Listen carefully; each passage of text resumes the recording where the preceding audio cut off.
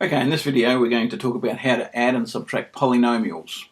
Okay, it's based on the distributive property. Okay.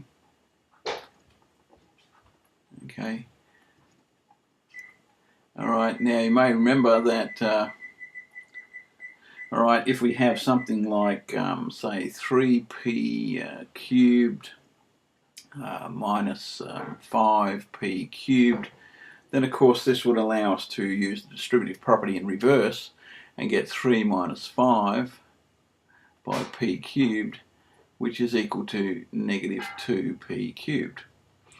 Okay, so using that, what we're talking about here really are like terms, and so what we do with adding and subtracting polynomials is we do it to like terms and use the distributive property. Alright, so let's do an example. Alright, let's do an addition or add or subtract the following.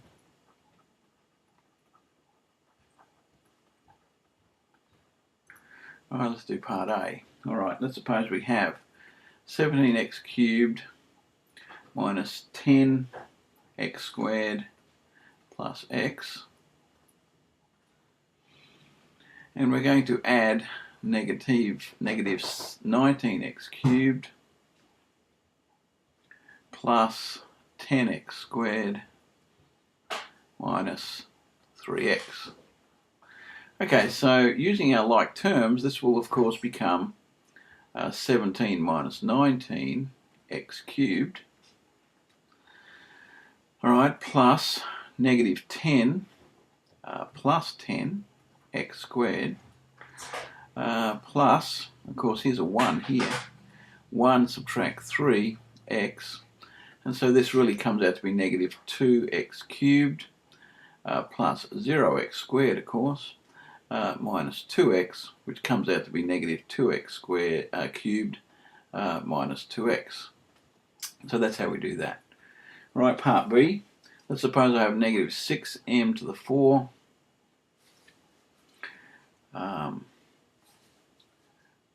minus 11 m squared plus 17, and we want to subtract say m to the 4 minus 6m squared plus 25. Right, now the way I always do this is to make it easier, I turn it into an addition by just simply changing all the signs in this one.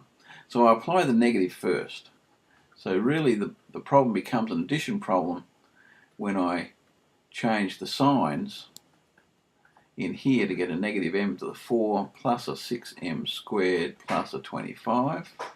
Oops, so a negative 25. Okay, so this now becomes a negative 6 plus a negative 1 by m to the 4 plus a negative m plus 6 m squared plus 17 minus 25. Okay, so that becomes negative 7 m to the 4 minus 5 m squared minus 8 would be my result. Alright, so that's how we do addition and subtraction.